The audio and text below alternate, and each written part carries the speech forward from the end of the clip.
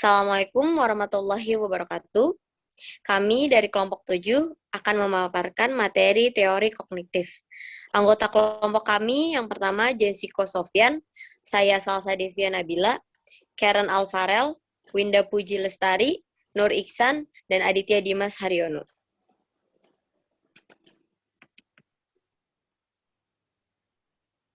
Teori sosial kognitif adalah salah satu teori belajar yang menjelaskan pola perilaku. Teori yang dikembangkan oleh Albert Bandura sejak tahun 1960-an ini menitikberatkan pada bagaimana dan mengapa orang cenderung untuk meniru atau meneladani apa yang mereka lihat melalui media atau orang lain. Teori sosial kognitif merupakan pengembangan dari teori belajar sosial yang menyediakan kerangka kerja untuk memahami, memprediksi, dan merubah perilaku manusia. Teori sosial kognitif menekankan pada kapasitas manusia untuk belajar tanpa melalui pengalaman langsung. Teori sosial kognitif yang disebut juga dengan teori belajar observasional bergantung pada sejumlah hal termasuk kemampuan subjek untuk memahami dan mengingat apa yang ia lihat, melakukan identifikasi dengan cara memediasi karakter dan keadaan atau situasi yang mempengaruhi peniruan perilaku. Teori sosial kognitif kerap kali digunakan untuk mempelajari media dan komunikasi massa, komunikasi kesehatan, dan komunikasi antar pribadi atau komunikasi interpersonal. Orientasi teori kognitif. Teori-teori yang berorientasi kognitif adalah teori-teori yang menitikberatkan proses-proses sentral, misalnya sikap, ide, dan harapan, dalam menerangkan tingkah laku. Orientasi ini dibedakan dari orientasi psikoanalitik yang mempelajari proses yang paling dalam, misalnya ketidaksadaran, dan teori-teori behavioristik yang menekankan tadinya tentang tingkah laku pada proses-proses luar, misalnya rangsang dan balas. Selanjutnya, teori belajar kognitif field dari Lewin. Lewin berpendapat bahwa tingkah laku merupakan hasil interaksi antar kekuatan-kekuatan, baik yang dari dalam diri individu, seperti tujuan kebutuhan, tekanan kejiwaan, maupun dari luar diri individu, seperti tantangan dan permasalahan. Menurut Lewin, belajar berlangsung sebagai akibat dari 12 perubahan dalam struktur kognitif.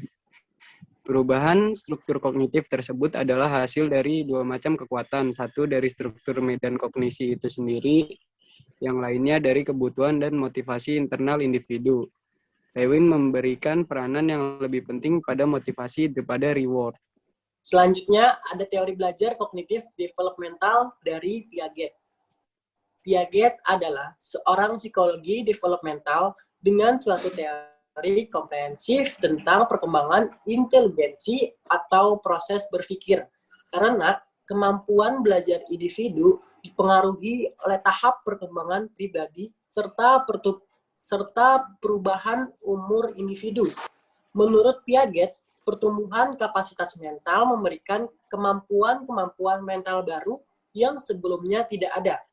Pertumbuhan intelektual adalah tidak kuantitatif, melainkan kualitatif. Pertumbuhan intelektual anak mengandung 3 aspek, yaitu struktur, konten, serta function. Anak yang sedang mengalami perkembangan, struktur, serta konten, intelektualnya berubah serta berkembang. Fungsi dan adaptasi akan tersusun sehingga melahirkan suatu rangkaian perkembangan. Masing-masing mempunyai struktur psikologi khusus yang menentukan kecakapan pikiran anak. Maka, Piaget mengartikan inteligensi adalah sejumlah struktur psikologis yang ada pada tingkat perkembangan khusus peserta didik. Hendaknya diberi kesempatan untuk melakukan eksperimen dengan objek fisik yang ditunjang oleh interaksi dengan teman sebaya dan dibantu oleh pertanyaan dari guru. Guru hendaknya banyak memberikan suatu rangsangan kepada peserta didik agar mau berinteraksi dengan lingkungan secara aktif, mencari serta menemukan berbagai hal dari lingkungan. Teori keseimbangan, teori Peck OX Heider, perasaan atau sikap yang ada pada seseorang itu ditandai dengan P, terhadap orang lain itu ditandai dengan O, dan mempengaruhi sikap orang tersebut masih ditandai dengan P, selanjutnya terhadap sesuatu atau seseorang yang lain ditandai dengan X. Seseorang cenderung menginginkan teman, orang yang disukai atau dikagumi memiliki sikap dan pemikiran yang sama dengan dirinya. Begitu juga sebaliknya, seseorang akan cenderung mencari keseimbangan di dalam kognisinya. Membuat menjadi seimbang, beberapa kombinasi kepercayaan, persepsi, dan sikap yang tidak stabil akan mendorong seseorang untuk melakukan sesuatu, terutama terkait cara berpikir, yang tentu saja mempengaruhi sikap orang tersebut tentang sesuatu hal, sehingga sikap itu berada dalam keadaan stabil. Dan selanjutnya ada teori disonansi kognitif atau Festinger.